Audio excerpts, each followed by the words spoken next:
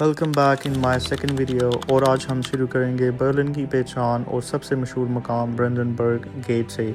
یہ گیٹ 1791 میں بنایا گیا تھا اور اس زمانے میں یہ شہر کا مرکزی دروازہ ہوا کرتا تھا جہاں سے بادشاہ اور اہم لوگ ہی داخل ہوا کرتے تھے۔ آپ اوپر دیکھ سکتے ہیں یہ 4 گھوڑوں والا ایک خوبصورت مجسمہ جسے کوادریگا کہا جاتا ہے۔ یہ وکٹری اور پیس کی علامت ہے۔ لیکن اس جگہ کی اصل کہانی تب شروع ہوتی ہے جب جرمنی 2 حصوں میں تقسیم ہو گیا تھا، ایسٹ اور ویسٹ برلن میں۔ ایک ہی گیٹ ان دونوں کے درمیان ایک نو مینس لینڈ بن گیا تھا، نہ کوئی ادھر جا سکتا تھا اور نہ کوئی ادھر سے آ سکتا تھا۔ سوچیں، ایک ہی شہر کے لوگ ایک ہی جگہ کو دیکھ سکتے تھے مگر وہاں جا نہیں سکتے تھے۔ اور پھر 1999 میں جب برلن وال گری تو یہ جگہ خوشی، آزادی اور ری یونین کا سب سے بڑا سنٹر بن گئی۔ لوگ یہاں جمع ہوئے، سیلیبریٹ کیا اور ایک ڈیوائیڈڈ شہر دوبارہ ایک ہو۔ برنڈنبرگ گیٹ سے جیسے ہی آپ تھوڑا آگے بڑھتے ہیں، سامنے ایک شاندار اور بہت ہی خوبصورت عمارت نظر آتی ہے جسے رائکسٹیگ بلڈنگ کہتے ہیں۔ یہ خوبصورت اور تاریخی عمارت دریا کے قریب واقع ہے، جہاں سے برلن کا ماحول اور بھی پرسکون اور خوبصورت محسوس ہوتا ہے۔ یہ صرف ایک عمارت نہیں ہے بلکہ یہ جرمنی کی پارلیمنٹ ہے جہاں سے پورے ملک کا نظام چلایا جاتا ہے۔ لیکن اس جگہ کی خاص بات صرف اس کی خوبصورتی نہیں ہے بلکہ اس کے پیچھے چھپی ہوئی ہسٹری بھی ہے۔ یہ تاریخی عمارت کئی بار تباہ ہوئی، جنگوں کا سامنا کیا اور پھر دوبارہ کھڑی کی گئی، اور یہ آج ایک سمبل ہے ایک نئے جرمنی کا، ایک ایسا جرمنی جو اپنے پاسٹ سے سیکھ چکا ہے۔ اوپر جو آپ گلاس ڈوم دیکھ رہے ہیں وہ صرف ڈیزائن نہیں ہے، یہ ٹرانسپیرنسی کی علامت ہے، یعنی عوام اوپر سے آ کر دیکھ سکتے ہیں کہ حکومت کیسے کام کر رہی ہے۔ یہاں کھڑے ہو کر ایک عجیب سا کانفیڈنس فیل ہوتا ہے کہ ایک ملک نے اپنی غلطیوں سے سیکھ کر خود کو دوبارہ کیسے کھڑا کیا۔ اور ہانیسٹلی برلن کی سب سے خاص چیز مجھے یہاں کا اسٹریٹ میوزک لگا۔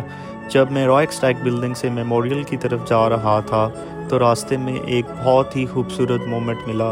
ایک خاتون وائلنس بجا رہی تھی اور اس کی دھن میں ایک عجیب سا سکون تھا۔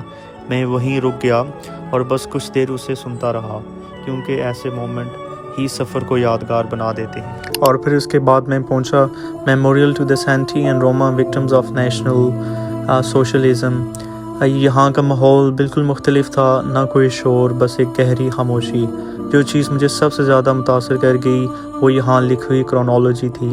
دیوار پر سالوں کے حساب سے سب کچھ لکھا ہوا تھا کہ کس سال میں کیا کیا ہوا، یہ کیسے ان لوگوں کو آہستہ آہستہ ان کے حقوق سے محروم کیا گیا، انہیں غلام بنایا گیا، اور پھر مختلف سالوں میں ہزاروں لوگوں کو قتل کر دیا گیا۔ ہر سال کے حساب سے نمبر بھی لکھے ہوئے ہیں جو یہ بتاتے ہیں کہ ظلم صرف کہانیاں نہیں بلکہ ایک حقیقت تھا۔ جب آپ یہ سب پڑھتے ہیں تو دل اور بھی بھاری ہو جاتا ہے۔ میں کچھ دیر وہیں کھڑا رہا، خاموش، بس سوچتا رہا کہ انسان نفرت میں آ کر کہاں تک جا سکتا ہے۔ اور پھر میں پہنچا ایک ایسی جگہ جہاں الفاظ کم پڑ جاتے ہیں۔ یہ ہے ہولوکاسٹ میموریل، ان لاکھوں یہودیوں کی یادیں جنہیں بے دردی سے قتل کیا گیا۔ چاروں طرف یہ خاموش بلاکس اور ہر قدم کے ساتھ ایک عجیب سا بوجھ محسوس ہوتا ہے، لیکن اس خاموشی کے پیچھے ایک بہت بڑی تاریخ ہے۔ 1930 میں جب ایڈولف ہٹلر کی حکومت تھی تو یہودیوں کے حقوق چھینے گئے، انہیں کیمپوں میں بھیجا گیا، اور پھر 1941 سے 1945 کے درمیان لاکھوں لوگوں کو قتل کیا گیا۔ یہاں کھڑے ہو کر لگتا ہے کہ یہ بلاک صرف پتھر نہیں بلکہ خاموش گواہی ہیں۔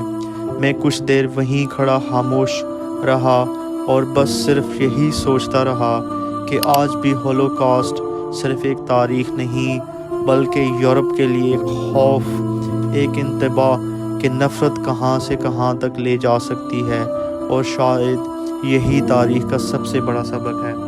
اور پھر اتنی ہیوی ہسٹری کے بعد میں نے سوچا کہ خود کو تھوڑا سا کام کیا جائے۔ میں چلا ریور سائڈ واک پر۔ شام کا وقت تھا، ابھی کچھ دیر پہلے بارش ہوئی تھی اور اب ہلکی سی دھوپ نکل آئی تھی۔ اس بارش کے بعد جو دریا کا منظر تھا وہ واقعی ہی بہت ہی خوبصورت لگ رہا تھا۔ پانی پہ پڑتی ہوئی دھوپ اور پھر آہستہ آہستہ چلتی ہوئی کشتیاں، یہ سب کچھ اتنا پیسفل تھا کہ کچھ دیر کے لیے لگتا ہے جیسے وقت تھم سا گیا ہو۔ ٹھنڈی ہوا، خاموشی اور برلن کا پرسکون ماحول، یہ وہ مومنٹ ہوتے ہیں جو سفر کے صرف یادگار نہیں بلکہ خاص مومنٹ ہوتے ہیں۔ اور لاسٹ پہ thank you so much for watching my video. Please comments میں بتائیے گا کہ آپ کو کیسی لگی، اور لائک اور شیئر کرنا نہ بھولیے گا۔ Thank you.